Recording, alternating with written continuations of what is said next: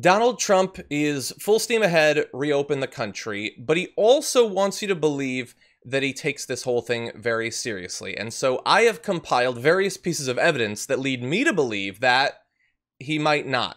So the first, comes from his interview with David Muir last night, and it has to do with the empty cupboards that he talks about. Like, you know, like a rational person, they talk about cupboards being empty.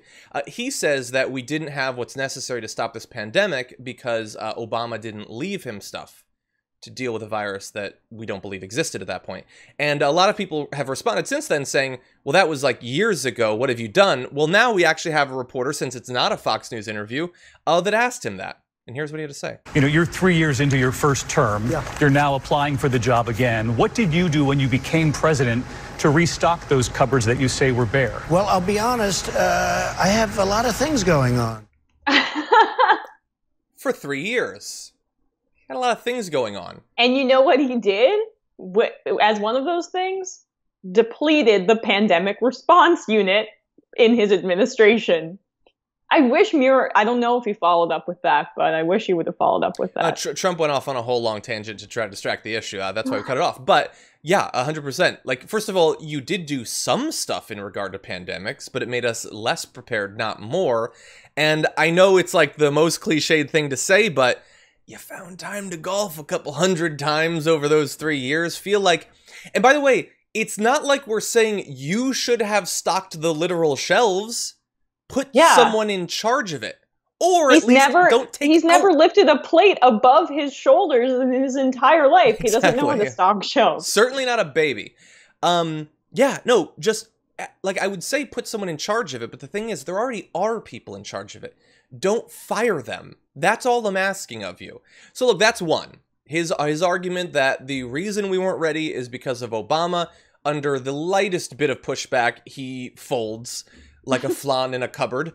But anyway, so that's one. Let's jump to some of his other arguments. So he was asked about the new projections that just came out yesterday, that it is likely that by June 1st, we will be experiencing more than 10 times as many daily infections every day and more than 3,000 deaths every day. That's the world that they're rushing to reopen.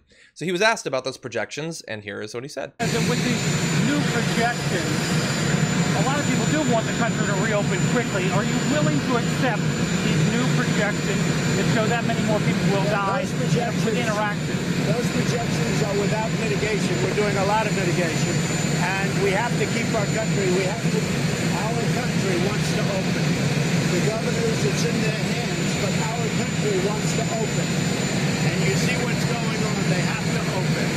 And the people of our country should think of themselves as warriors. Our country has to open. Those projections are with no mitigation. Not the way I... Okay, so there's a lot there that we have to respond to. Incomprehensible. There was not one rambling long train of thought. Yeah. So he of course ends with he wants to be a wartime president, and if he's going to do that, I like it this way rather than him invading Iran. I have to admit that. But he says we should think of ourselves as warriors. And my follow-up question would be, can we be like the sort of warrior you were during Vietnam? Can I stay home? Like, that would be nice. I think it would keep me safer as it kept you safer during Vietnam.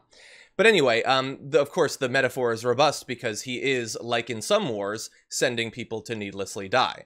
So that is true. But what did you think about that? His response about the new models. Yeah, I don't know what he was saying, so it's difficult for me to respond. That's true. Because it's in the governor's hands. We're all warriors. Those without mitigation, he said mitigation 3 times. I don't think he knows what mitigation means. Who's doing the mitigating? Is it you? Is it the federal government? Is it just in the hands of the governors? What are you talking about? Yeah. Again, in his annual chopper talk, or not annual, daily, I should have said, it's just a recycling, regurgitating of his favorite phrases over and over. And like, he just saw the 2 bullet points on the memo his staff prepared for him, and it included mitigation, and it included the country wants to reopen. He just repeated it over and over. Exactly.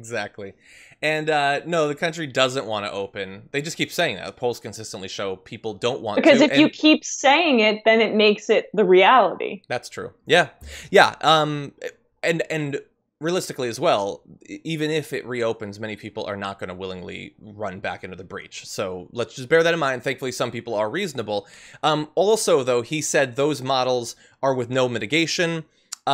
There's a tiny issue with that, which is it's just a lie. Justin Lessler of Johns Hopkins University's Bloomberg School of Public Health, who did the research that the CDC was relying on there, says the scenarios factored in include some under which current measures are moderately effective, current mitigatory measures, and then they become half as effective going forward. Other scenarios include the assumption that current measures are highly effective, and they're half as effective going forward as current measures expire. All of those measures that they've factored in, which is he is dismantling on a daily basis. So it's just a lie that it doesn't include mitigation.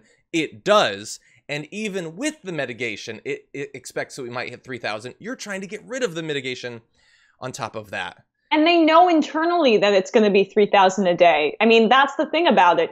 What's crazy is that we get these news reports about how internally the Trump administration is acknowledging that thousands of people are going to die every single day in the month of May. Full stop. And then publicly, it's just garbled nonsense that contradicts everything that we've heard.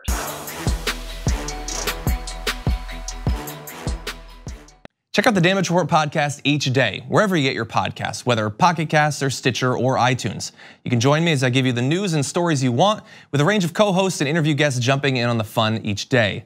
Again, that's the Damage Report, wherever you get your podcasts. And if you get them at iTunes, don't forget to rate and review. Sometimes I'll read them live on the show.